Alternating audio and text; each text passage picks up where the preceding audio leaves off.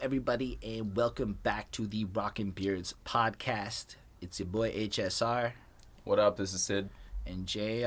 So what happened was his work schedule shifted and life got more complicated, and we're going to possibly have to change the literal hour of when we record this show.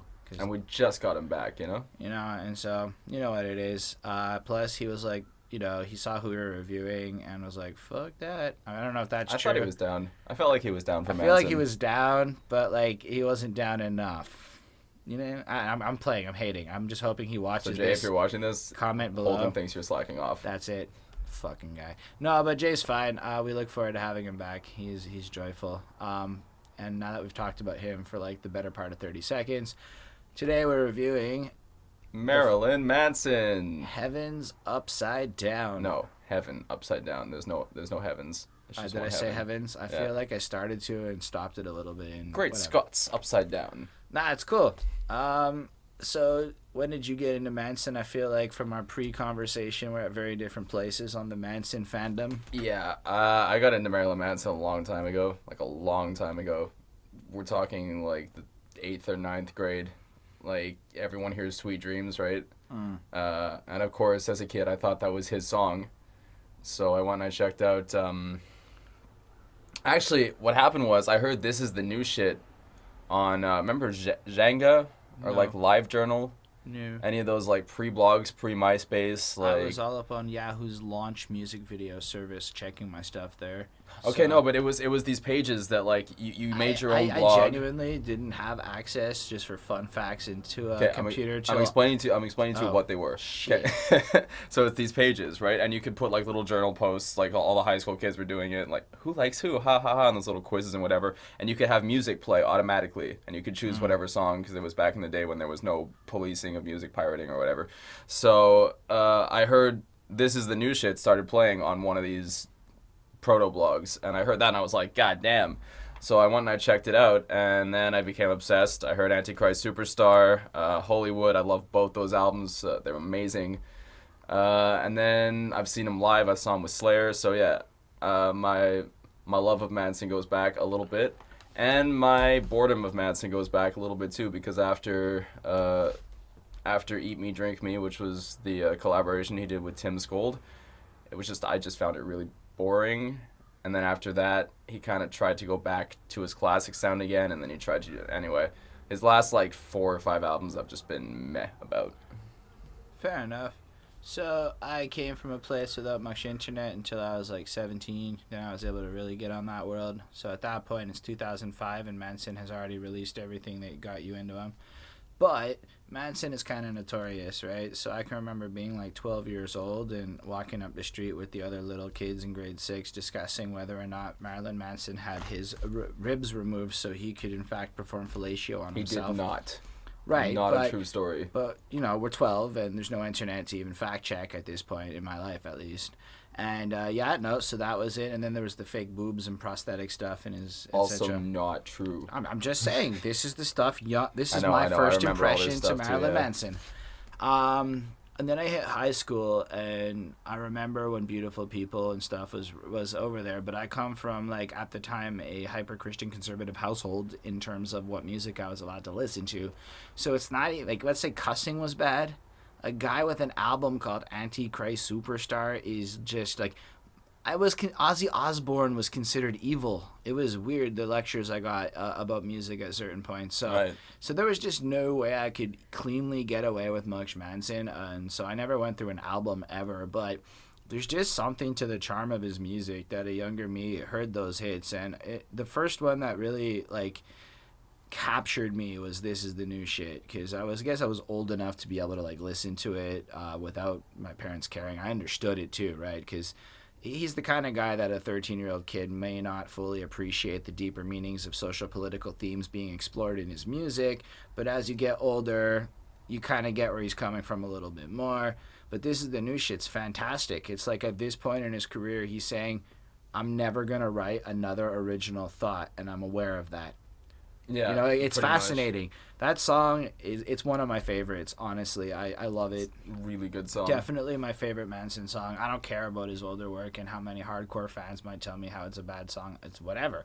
That's my opinion on that track. But I love a lot of his other I mean, stuff. you can say to them, look, that is now considered his older work. I mean, True. that song came out over 13 years ago. So, like... But that's not to say I didn't appreciate him. I bought his Greatest Hits album because I went through a phase where rather than actually buying CDs, I started buying Greatest Hits album because they're really good intro points to a band, so you can actually start to figure out which albums you'll care more or less about, right? Mm-hmm. Good showcase. And I was blown away by how much... Like, I didn't want to like him when I was younger over the religion thing, but as I started to get smarter about that, the more I embraced Marilyn Manson's message and understood his character, I was like... This dude's weird in the best possible way and has something to say, which was really impressive because most of the weird people tend to whine and complain in a way that doesn't say anything. Yeah. And that was dope. But I can't say before today or yesterday, whenever the freaking album came out, I have ever listened to a proper Marilyn Manson album from beginning to end. Okay, so... Just so you know, before we get into this, that's where we're both coming from. It's important because it is important. It will apparently impact discussions as time goes on. But before we get into the tracks and our impressions, what do you think of this clean, non-offensive, almost like he's trying to be a businessman up on this cover with some like anti-swag, but it's still swag. I feel like that's a hip hop cover. But with Manson. It feels very much like a hip hop cover, but it feels more like a portrait. Like he's trying to, I don't know. It feels like he's trying to say like, look what a legend I am. But and then there's like the upside down cross, and it's super cool, and because there's two lines upside down, so you can identify which album. Anyway, what I love about it though, and this is amazing, it makes an excellent, easily recognizable, awesome thumbnail. So based on Holden's Is That Good or Not, it wins that part of it. His graphic designer... It's just his face. No. We've seen just our faces that are pretty freaking bad. As much as you may hate what this represents of his personality now, the egotist in me loves this album cover, and it's just like, it's so cocky. But it's not... But it's like, it's so... It's not going to... Because you know what it is? You know what I was looking at his older work, and it's his haircut. It's so conformist in its stance. It is, actually. But and I think it's a giant fuck you to all of his old hardcore fans saying, I'm going to do what I want to do. Okay. Have you seen the cover for Mechanical Animals? No. It's super iconic, dude. Hang on 1 second, internet. So anyway. He saw it. Yeah, I've seen it now. Okay. And, that seems to be more on par with, like, Marilyn Manson's pandering to his image, whereas this seems... What? Well, he's a character. It's a concept album. Sure, and that album cover went on to be... It's really well made. It's almost a household album cover. Like everyone recognized it. Everyone sees it. It works super well as a thumbnail because it's just him. Everyone, Marilyn Manson's never had a fan base that could ever constitute everyone. He's always been a subculture type tier. He's a mega fucking star in a subculture. That album is recognizable to the point of like it was the main plot of a Family Guy episode. Sure, but if you were to show me that album cover and you've seen it, you recognized it. I could not tell you a single thing about that. I couldn't tell you the name of the album. I couldn't tell you a song on it. In fact, I may have just been like, "Oh, that looks like Marilyn Manson, classic Manson." Like it wouldn't. Like, that's just from the ignorance of my point of not having gone through his discography like you. So when I look at this, it almost seems like he's fighting that image that has been associated with him so long. And that's what I take away from it. And then with a name like Heaven Upside Down, I get from that he is looking at life differently. Maybe it's not, but I don't have the knowledge of his discography. That's where you come in. For me, it's like, here's the fresh eye perspective, I don't know all that much about Manson because, I wasn't a teenager fucking doing that shit, Well, I guess that's just revelation number 12. Yeah.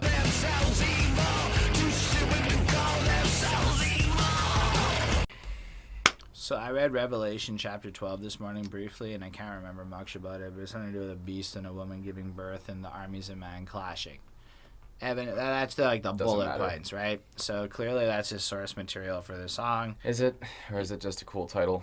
No, it is. He actually, throughout the track, makes subtle references to, like, even the counting to 10 has to do with the 10 horns on a beast or whatever. Okay. So, kudos to him for not actually being that ignorant with it. Like, it kind of sets the tone for his album. I thought it was, you know what? Just because it has to be said, fuck the chorus. It was really obnoxious. Like, it's really lazy to write a chorus that's 1, 2, 3, 4, 5, 6, 7, 8, 9, 10. Revelations come in 12s. But the pre-chorus, on the other hand, was really hype. Paint it down red. Yeah, that was cool. Like, it was actually, like, had that been the chorus and we cut out, it would have, like, made the song almost flawless to me. Yeah. I thought the musicking was really, like, it had good ambition. It was showing some, it wasn't edge, it was energy. He was trying to create a vibe. It's very, like, if you've heard Antichrist Superstar, it's very irresponsible hate anthem. It's very 1996. Like, it's that, those songs have the same drive. Like, there's a lot of that on this album, that throwback to those classic kind of driving with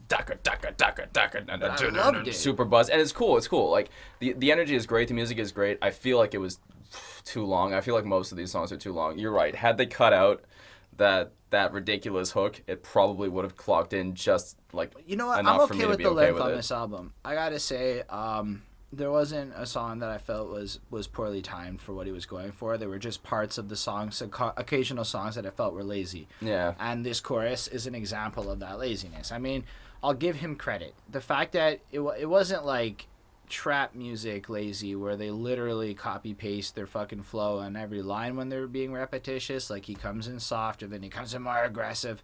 But it just, at the end of the day, there's just no way to make counting to 10 hard. Like, you just... Or, like, engaging. It's just... Or interesting, like... But, like, be that as it may, that is that is my only criticism. I thought that thematically, what did I write here? You know, it's a commentary on perception.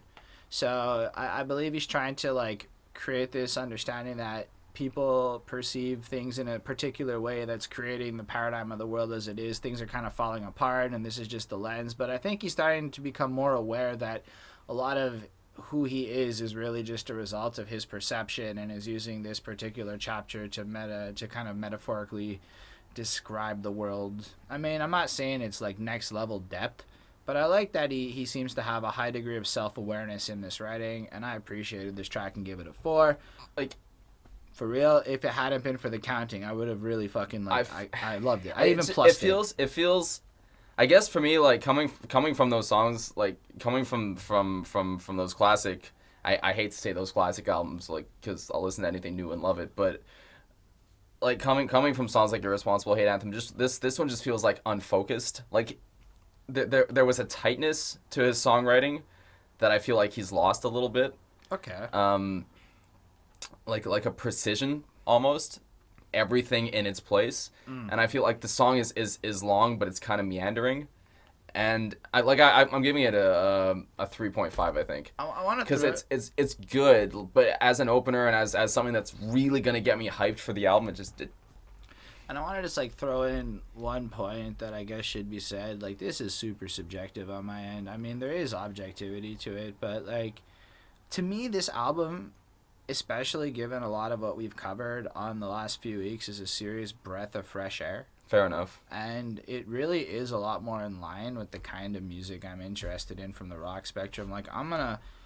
Like, and it's not just that. I find myself really being drawn almost to the stuff I was into when I was 18 a lot more these days. So it's almost like it's got me in touch with something that I've forgotten I had. So this nostalgia factor of feeling young listening to Manson, I'm about to turn 30. So, like, maybe it's just all of that stuff and it's impacting my grades. So bear with me. But I really thought this was everything I freaking needed today. It was a great start to the day. Maybe for your birthday you should buy yourself a gift and get tattooed in reverse. Like The Offspring.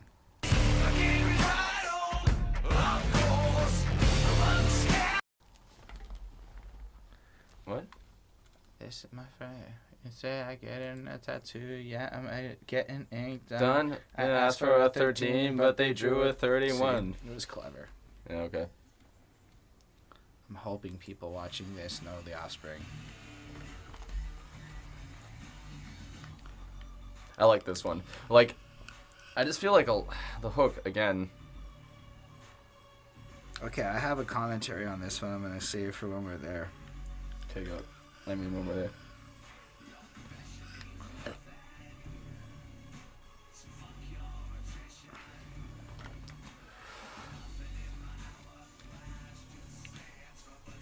Can I just hear the chorus one more time? I don't remember what it sounds like.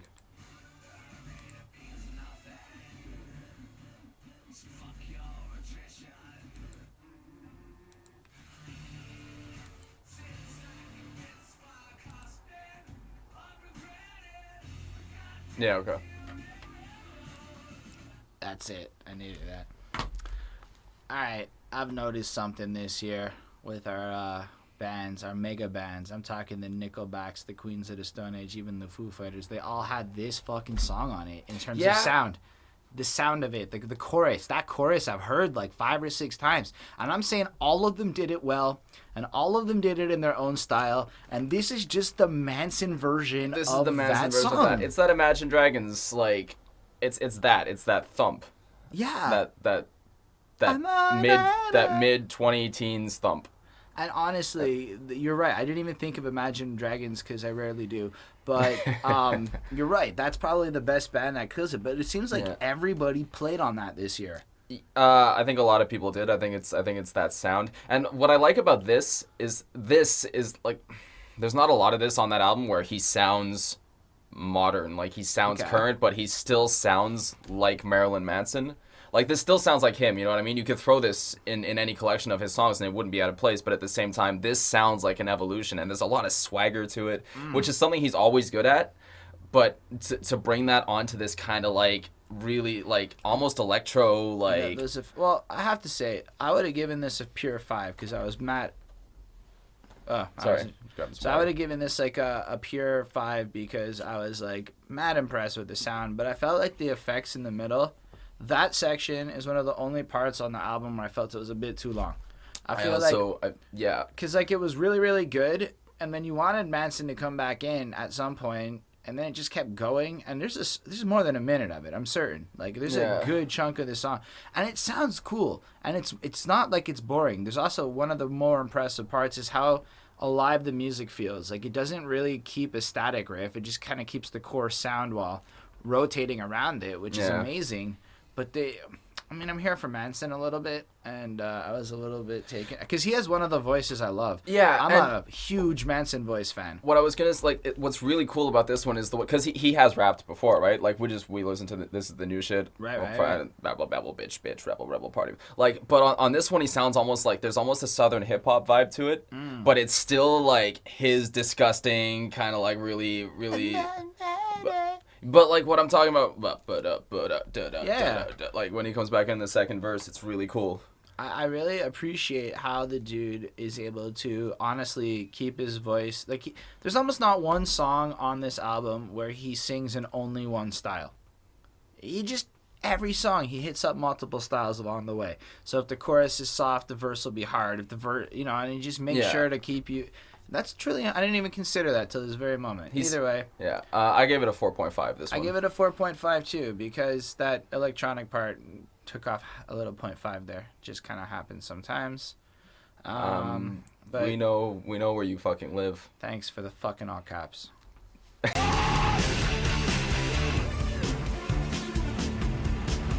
Let's have a conversation, Mr. Manson. Don't do these weird capitalization stuff. When I saw the single got released as a promo on Spotify and it was all capitals, I was like, all right, I guess his album's going to be all capitals like Kendrick. That was okay. And then I saw it, and it was like there are 3 songs that are all caps and the rest are not, and it really kind of irks me a bit. Now, anyone can tell me this is on purpose and it's supposed to irk me, but come on, it's completely unnecessary for the point of your song. And this is one of my least favorite songs on the album, honestly. It feels like the single it is. It feels like it was built to be a single. It feels so much like Manson by numbers. And the chorus is almost too aggressive with that, because it doesn't fit, right? It feels like it was plugged. It feels like you were saying, by numbers. I appreciate the idea of the song. It follows him his theme of, like, you know, like there's no privacy, there's no whatever. It follows him this nihilistic, depressing world he's painting, this upside down heaven. Yeah. And thematically, it fits. But like the thing that he does that really annoys me, and he does it a lot on this album, and he's been doing it an increasing amount as his career has continued, is the repetition. Like he'll find a line and he'll be like, oh, that's clever, and he'll repeat it like 17 times. The beautiful people. Sure, but that cool. song, That's like, song. but when you get to what's a nice place like this doing around people like us, and he's like, oh, that's so clever. You see what I did? You see what I did there? And then he says it like six more times. Hold on, and then the end of the song where he's, what's a nice place. I know, and it's now on a like, couple. It's not that deep, Brian. Okay. Brian, I'm calling you Brian. Yeah, I wasn't sure what his name was. I was hoping his name is Brian. So I look at it like. On a few of those songs on this album, that outro thing worked, but it was just weird here. It just didn't help. This whole song had too many vibes going for it. And one of the things I thought he did well in the previous two was vibe control. That's what I'm going to call it. That's where like you ride on high and then you go low, but he takes you on a journey where when you're done, you don't feel a bit of motion sickness or anything. This song kind of jerks you all over the place a bit. Like you can almost tell it was one of the earliest songs written for the album or something. He wasn't fully comfortable or maybe the studio executives got in like the fucking face and you know, forced him to do whatever. I don't know. But this song feels freaking fake compared to the authenticity I found on the rest of the album. And I didn't really appreciate it as much. I gave it a 3.5 on 5 because it isn't terrible. I mean, it's a decent song. It's just not stellar or impressive. I give it a 3. Like, it doesn't, the chant, and he big chanty choruses are his thing, but it doesn't have the punch of just a chorus like repent, you know, like those classic Antichrist Superstar choruses. This one just, we know where you fucking live. Okay, what's a night, like whatever. The intro is cool. It sounds like it could be a nice like downbeat little thumping dancey romp, but I don't know. It takes a left turn. It's not. Gets a 3. Yeah. It's look, the titling doesn't get any better with Satan.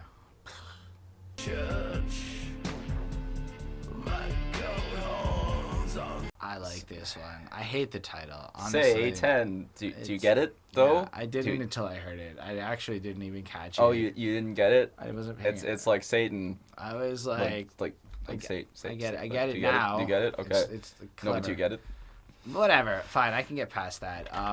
I really like the tone of this track. I really felt that the soft whispering feel was really cool. And it takes some serious shots at hollow figures. Apparently there was buzz about Trump and Clinton. And I'm going to say this sounds generic as fuck. He's targeting religion. He's targeting politicians. He's targeting authority figures who monopolize on people for X, Y, Z. And then they all use God as the example. So you say God and I say Satan because I'm different and I'm distancing myself from you. And I can't hate that, but I can kind of make fun of the lame corniness of the Satan part. Like, that's corny. Like, you can't hate the criticism, but you can hate the delivery method. But you I know don't what I even mean? It's not hate. It's not much, hate. Because you say God. If you're 555, then I'm 6'6". Exactly. That's the chorus. That's it. Slipknot were doing that in 2001. Just saying, like, I don't hate it. I'm okay with that in 2017 because I'm willing to be like, look, so much time has passed. It's been so long. I don't really want to put on old Slipknot quite like I used to. This is refreshing. It's a new take on it, and I appreciate it. I think this song progresses well. It goes from the saddles. This has handled that vibe control perfect. He ran through it from the transition was flawless. Comes into the heart. This is the kind of chorus you are gonna sing out at a concert and not feel weird. Like, I know where you fucking live. That's weird to say. This is like whatever.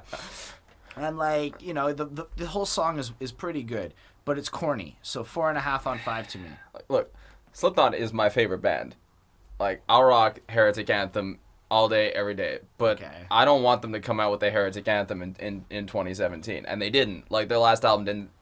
It moved. It changed. This still this song really sounds like it's stuck in the 90s, but just like it doesn't have. And I don't mind the song. I don't mind the song. Due to like the changes of Slipknot over time, I won't listen to their new music, and I'm kind of stuck on their first couple albums. That's fine. I don't really like it. So I can see how Manson would choose. Like, there's two paths at that point. Do you kind of stay pure to yourself, or do you evolve? And I don't think that either is right or wrong in this kind of a context. That's fine. That's fine. I'm only docking a 0.5 for the fact that it sounds. So we gave the same grade at the end of the day. No, because I'm docking a whole point for the fucking title. So really, it's a 4.5, but the corny factor you can't get. And Understood. the cocaine and Abel line, man. Like, no, that Like loses I another said, 0.5. corny. I'm sorry, Corny. you're getting a 3. You're getting a 3. Satan. It's a good song. Kill for me. Yeah, I love that one too.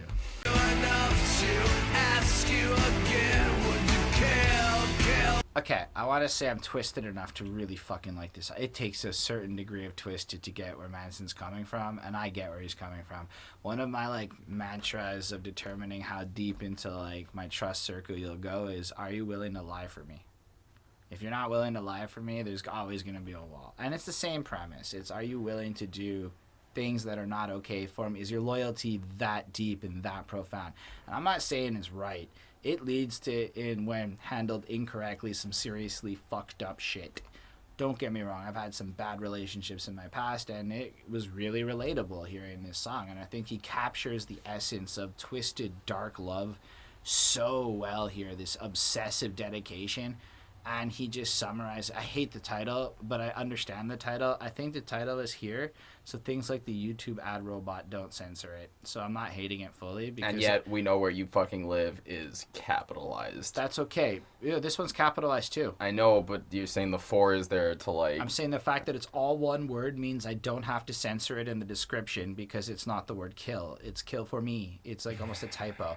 So I'm actually okay with Manson doing that one little thing, even if it's kind of edgy or whatever, because it's helpful.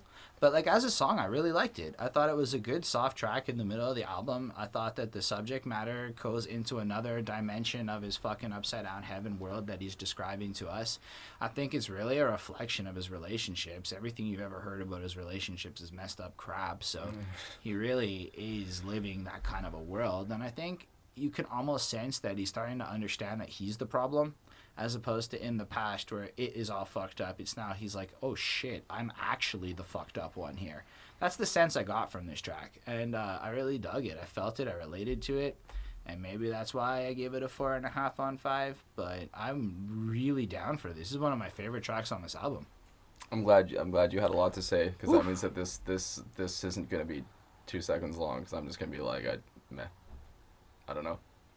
Yeah. I barely even remember it. I listened to it like 6 times. It's it's fine. It's a soft song. He has better soft songs. This is his 10th studio album. Of course, he's gonna probably have better songs. You know. I mean, like this one. I think it's his 10th or 12th or something like that. I don't know. And I still felt like this was too long, and it's not even 4 minutes. This one gets a 2.5 for me. Man, I really loved it a lot. I understand that it was blander, because it has almost no aggression to it. It doesn't pick up. It doesn't have that like super energy explosion that we've almost come to expect on this album. No, so but far. that's not what I'm looking for necessarily. But I can almost see how it's indistinguishable or forgettable. It's very forgettable. For me, it's very forgettable. It was more like the subject matter was so appealing, it stood out to me. Fair enough. And I was fascinated almost entirely by that, and I felt that the tone felt... Anyway, y'all heard my stink. It's Saturnalia, dude. Yeah. Saturnalia. Saturnalia. I don't actually care. If just one survives, I will still be here. I like this song a freaking lot. Lyrically, it was kind of repetitious, but this isn't really a lyrical song. What I can say is it's nearly 8 minutes long, and normally when a song is long and it's bad or it's boring or it doesn't have a good vibe or anything, I'm going to go check how much is left in the song. I got curious at the 6-minute marker, but I was totally fine with the track at that point. It's got this nihilistic BoJack Horseman, Rick and Morty vibe to it, where like everything is meaningless. That's all he wanted to say. He just wanted to say BoJack Horseman, Rick and Morty. I said it last week. BoJack's a thing. Maybe we'll just find more BoJack in the music. But I really do feel that's the kind of vibe. Like when you look at the philosophical tones presented in those shows, the emptiness, the meaningless, that's what is here. And it's like this 8-minute vibe of like dark emptiness. And it flows so well, man. I feel like this is the kind of song that you can put on and go copy and paste to and it's totally perfect for that. And in my life, that's a very important song. Definitely a lot of emptiness. I give it a 5 on the Whoa. radio. I love it. This is my favorite song on the album. Oh my god, I thought it was so impressive. I was like, holy crap. It's so rare that a song this long can, and you know what, the lyrics suck.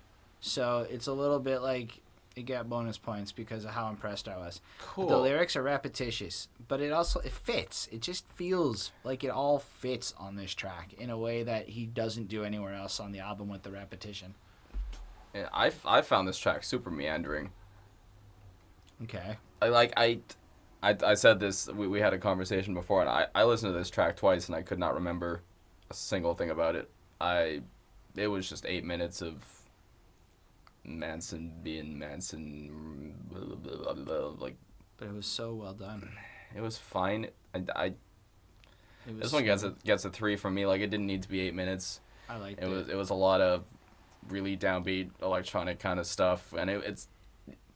Like, I have intentions of building a playlist. It sounds like it sounds around this sound. Like, it's got a purpose, and I like it. I mean, this is maybe really like my life, and I'm thinking about what I want to listen to. Yeah, maybe your life just sucks. It's relax yourself, buddy.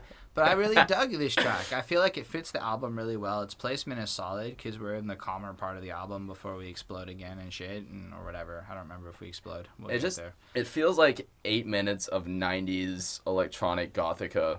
But it's great. Like, I can't think of anything else that came out this year that sounded like this.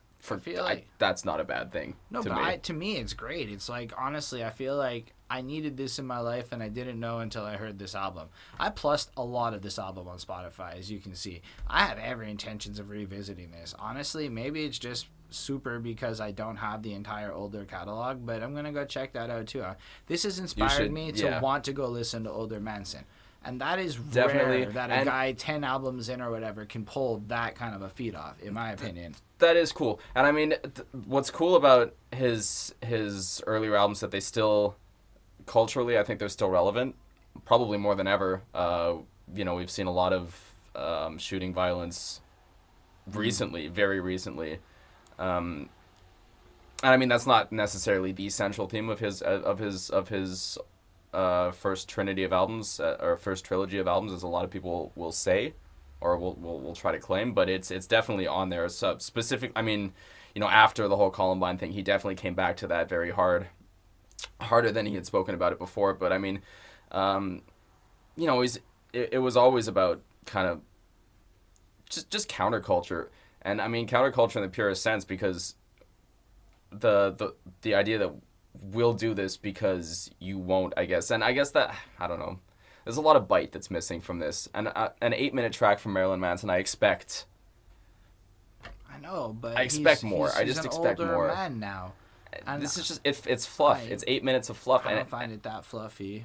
I mean, I know you loved it, and that's cool. So guys, go listen to this. Yeah, listen to the older stuff. You guys can settle the debate. Jay's not here to throw in some comment to settle this. So yeah, we're gonna need you guys to handle that, I guess. We need you to be Jay, or else Jesus Christ. Oh goodness, fuck.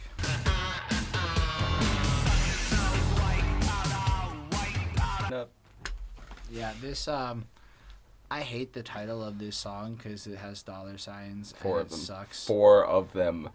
But I believe this is the Marilyn Manson ego track where he's trying to remind us he is Mr. Antichrist Superstar himself, and so he's Jesus Crisis. Get it? Crisis? Haha.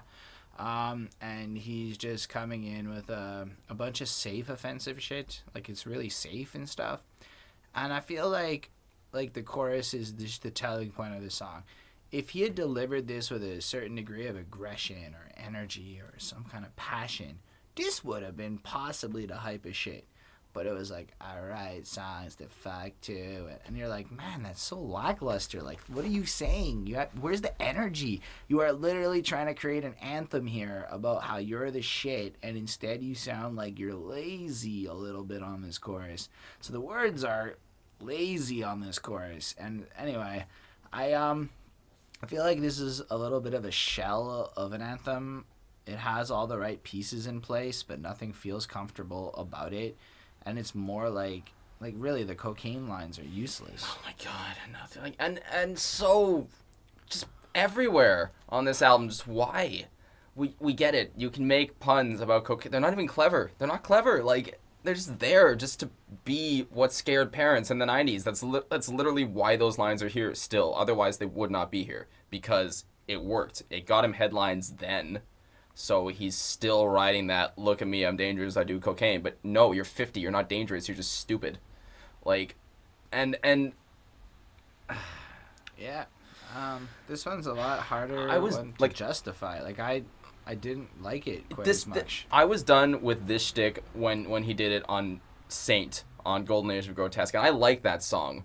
Hold the yes because I am an ain't. Like, I wasn't done with those puns back then. I'm done with those puns now, 15 years later.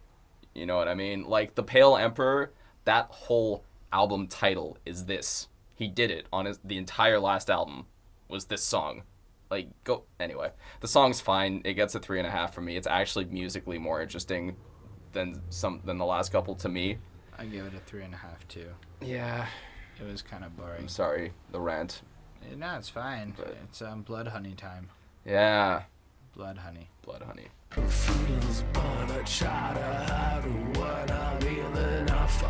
This one's awesome. It's cool. I like it. I like it because he's fucking just addressing his fans. Like, he's addressing the people who are trying to tell him, like, I guess he's trying to say, like, look, you guys all expect me to do certain things, and then I can do literally anything, and you will all buy my albums. Yeah. So I'm not really going to worry about what you want me to do. I'm going to kind of keep doing what I want to do because I am fucking Marilyn Manson, and you are the people who like me, Marilyn Manson. And that's what I took from this song. And I was like, that's better than the way a lot of rappers do it. And I was pretty impressed with the approach. Like, the customer service game is pretty strong in the delivery. I empathize with it too, because I get it. Everyone must be telling him, go back to like the older days. Your last album sucked. And that's his whole life now. Is a bunch of motherfuckers probably telling him how he used to be cool and now he's a fucktard. Sure, and if that is his experience and this song came out of that, I'm okay with it. I gave this shit a 5. I thought it was flawless. I thought it had the right vibe of, like, this sound. Like, the lyrics were probably some of the best on the album in terms of the songwriting. Even the repetitious parts, they made sense in light of what the tone. Like, if the bridge is a bit repetitious, fine, it's a bridge. Yeah. And this was some excellent freaking songwriting and composure, in my opinion. Yeah, I like this one too. I didn't... the lyrics didn't offend me in any real way. I actually liked them a lot. It really felt, again, and I mean, you know, we're 8 songs after the last one, or 9 songs after the last one, that I felt like he had actually moved forward a little bit. But this one does feel like it's a little more alive in the delivery. It's a lot calmer, but it's very. It feels honest, and it feels not like he's trying anyway. But I like this one a lot. I gave it a 4.5, I think. Yeah. That's dope. I'm settled on that. I was pretty good too. I mean, I guess at this point, you're either really going to like this album or you're not. And I imagine that if you're not a huge Marilyn Manson fan, you might appreciate it a little more. Yeah, but the thing is, this one is good for people who aren't necessarily the biggest Manson fans, because it is a little softer. Songs like Tourniquet or like Coma White, those more ballady kind of numbers that people don't expect from him, but he actually does, you know, fairly regularly. He also does a lot of good covers. Are there any covers on this album? Good covers. There are no covers on this album. I didn't check, and I don't want to get destroyed on YouTube again. The covers, like, he doesn't usually release covers for albums. He usually releases them for one-offs. So, like, The Tainted Love was for Not Another Teen Movie. Okay. Sweet Dreams, that was on an album. No, it's not. Or maybe not. I don't know. It's not. I think it was only... It might have been a B-side, or it was released for his greatest hits or something like that. Okay. Personal Jesus was for a greatest hits collection, I think. Yes. Somebody correct me on that, but they're not usually on his albums. Okay. Anyway, I guess we can move on to Heaven Upside Down. Title track alert.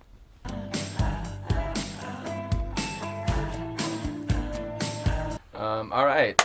So I think this is Marilyn Manson's next song on his realization that he's a flawed, broken person, and that Yeah. but this one has a lot of the consequences of like it's actually my fault. I'm actually the one who's doing things like you can almost feel like he owns it a little more. Yeah.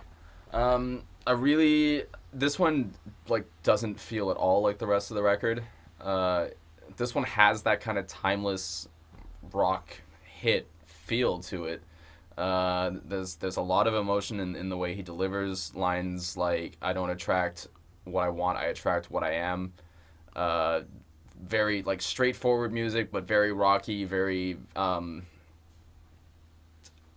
don't almost kind of like 70s rock feel to this track, and something it sounds a lot like something you would find maybe on Mechanical Animals, that like he hasn't really gone back to that style since that record.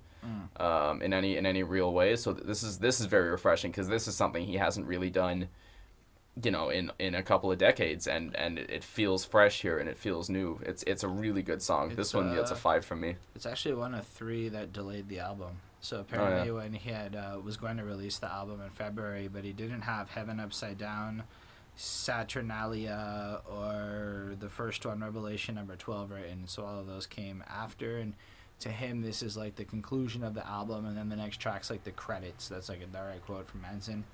And I don't know, I dug the song. I thought it was like really like it was well made and stuff, but it was a little less for me. I ended up giving it a 4. I feel like this was like the first song that I felt was kind of repetitious in terms of subject matter on the album. Like, Okay.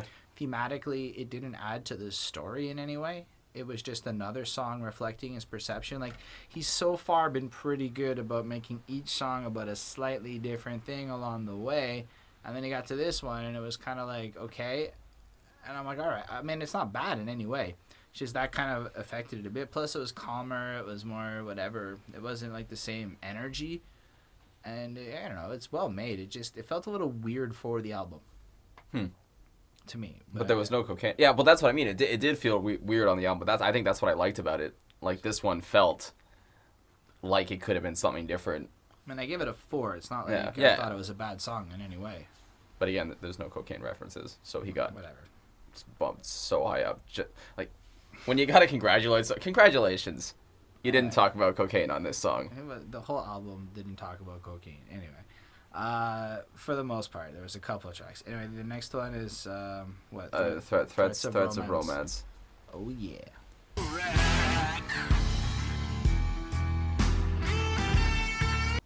So Are you recording? Yeah, Okay. I dug this shit a lot, actually, because it felt like even more honest than the other honesties. This was like his, oh my gosh, I keep falling in love with the same broken girl. I keep fucking her up further. It's, again, a little bit of my fault, but he went in another direction with it. And I think the no matter how you do it, it's like you see the show for the first time. Like, that line really struck with me. Like, the way, and that's the kind of line where the way he delivered it, where the first couplet is different than that second couplet. That's okay, repetition. You're creating context, and you're drilling home a specific point. And when the point is, I keep lusting after this type of person, and I keep getting involved, and then his realization is, I want you broken, but not completely broken, because I gotta break you a little more. And like, you can just almost feel like he's almost feeling remorseful for it in this track, where he's realizing that this is what happens when he dates girls, and romance isn't the fun, joyful thing it was supposed to be for him, and the tone of the song reflects it, and it really fits the general theme of this is a great closer. This is a fantastic way to end this album to me. I really like this one a lot, actually. I didn't hate it. I wasn't uber enthused by it, because I felt like Tattooed in Reverse kind of did musically the same kind of thing. This one did, but because Tattooed in Reverse, that's the one that I was like, that's what everybody's written that song. Yeah, this one felt a little different. This one felt, again, more 90s, and it's cool. There's still that swagger. There's that Manson swagger, and like he's got pretty solid delivery. The lyrics are not, they didn't piss me off as much as some of the ones on. I thought this was it was tight fine. Lyrics. They were good. They were super tight. I mean, this is the farthest thing from cocaine references you can get on this album. Like, it was honest, real shit. Like, But this, again, and I've made this complaint a lot. It was a little too long. yeah. I didn't necessarily need this to be the closer either. Like I felt like he could have. I know you dug it as the closer. I felt like he could have packed a slightly bigger punch, as he does sometimes. But there was I very mean, little punch to pack on this album in that regard, right? Like, most of even the punchier parts in that regard are still kind of calm. like I don't know if. I don't know if the Reflecting God is the closing track on Antichrist Superstar. Correct me if I'm wrong. It might be the Avant Dernier. Right. French. But just that chorus, like, shout, and you feel my power, one shot. And, like, this is missing that kind of final nail in the coffin that he has done before. I genuinely don't feel he's that guy anymore. And that's what he's trying to reflect through this album. And he doesn't... I feel like he's broken. This is a broken Marilyn Manson writing his current version of shit. And, like, I don't know. I feel like because of that, this melancholy, like, realization he's going to almost be forever alone and never... Like, it's just perfectly fitting to an upside-down heaven. I guess. I mean, I think my biggest complaint with this album is it feels like he's trying to recapture... Before we get to the album, what'd you give this track? Oh, I gave it a 3.5. I give it a 4.5. For real, I really dug this album. Anyway... So now back to Syd's commentary on the album. I think my biggest complaint with the album is that it feels like it's trying to capture too many classic vibes and not often enough just trying to be something in the moment. You know, with the ridiculous puns and the like just in the song titles and in the riff throwbacks and in the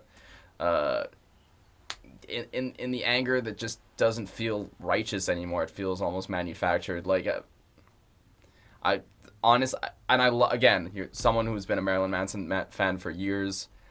This one, it's not gonna make it into like the top of the top. Like this, you know, I'm gonna go back and listen to Antichrist Superstar or Hollywood if I want a Manson album. On the real, I won't be surprised if this snags a Grammy nomination for rock album. Maybe. Because it's really well produced. It's a really solid album. I feel like it's mature in terms of its subject matter. Like, well, I believe it's age appropriate. Like, this sounds like a 50-year-old washed up rock star trying to deal with his life. It sounds like that. I disagree that it sounds mature. But I mean, for Manson, that is mature to me. Like, relatively speaking, it's not. I mean, the guy's an actor now. Like, he's branched out. He knows what art is. He knows how to. And I think that it does still capture that essence of angry, aggressive rage, but in more of a realistic, melancholy landscape. And I think that whatever he was trying to put together on this album worked, and it created a cool vibe. I gave this a 4.3-ish. I don't remember the exact number, but it was it was exactly 4.3. It was like, damn, this ranks pretty freaking high on what I've given out this year. I am really impressed. I was expecting this to kind of feel like when we reviewed AFI before anyone else joined, and it was just like a bunch of old guys trying to be 20. I know you said he threw back to the 90s, but at no point did I feel like Marilyn Manson's trying to be a 20-year-old on this album. He knows exactly who the fuck he is, and he's playing to that, and that's respectable to me. So, in general, I'm okay with the sound he created and pioneered here. So, like, some of it works. Some of it works. Some of it just falls really flat. Like, and the parts that fall flat fall flatter than I would like from an album by someone like him, by someone who I've looked up to as a musical pioneer and as kind of a lyrical visionary. I mean, the guy, you know, he's gone from lyrically some of my favorite tunes and musically some of the dirtiest and best protest songs to this isn't gonna make any real impression on anyone. To We Know Where You Fucking Live. Yeah. Look, that song and a couple others, maybe not the best point, but I'm happy that he created a 10-track album. It's a good length for a 10-track album. Like, it's not cheeky. Nothing about this is cheeky to me, except for they're corny. But I think he tried to write a good album. I think he tried to write a good album. And I think he came at this from the right type of artistic perspectives. Like, I don't feel a sellout move here. I don't feel... it's not a sellout move. Look, No, just to clarify what I'm saying. Like, I feel like a lot of it is I respect the authenticity of the album. It's so fucking hip-hop to me. Which is maybe not the right way to describe Marilyn Manson to anyone who cares about his music, but that's part of what makes me really like it. You know, it came from lyrics like, It's all anatomic as the size of your steeple. You can't see the forest for the trees, and you can't smell your own shit on your knees. Like, that line packs a punch. That's worth repeating over and over again in The Beautiful People. To what's a nice place like this doing around. That was I one know. song. And I don't have the rest of the lyrics in front of me. Otherwise, I'd be that. You know what? Anyway, 3.7 from me. Capitalism has made it this way is a corny fucking lyric. Old-fashioned fascism will take it away, and Still corny. That's part of the story. That is I get the it, main but, character. like, anyway, we and we're not still talking find about that album right now. We corniness can. in this anyway. Okay, so I guess that's it. Thank you all for watching. We appreciate it. Feel free to comment below. Let us know how we're the best or the worst, depending on your mood today. And What's your favorite Manson cover? that's true. Mine is Suicide is Painless. I was gonna say Suicide is Painless. Fuck off. So that's my favorite Manson cover. I force it down people's throats sometimes. Like the video if you liked it. You can holla at us on social medias. I don't know if you knew this, but he does a rocking fucking cover of This Is Halloween Yes. from Nightmare Before Christmas. But I don't Check like that out. It's an amazing cover, but I don't like the song enough to want to listen to a cover. Okay, if you're a regular human being and you love Tim Burton and Nightmare Before Christmas, check out that cover. It's a creepy fucking movie, dude. It's a great fucking movie. Anyway, have a great week, everyone. Tell us about Peace. your Tim Burton experiences. Bye.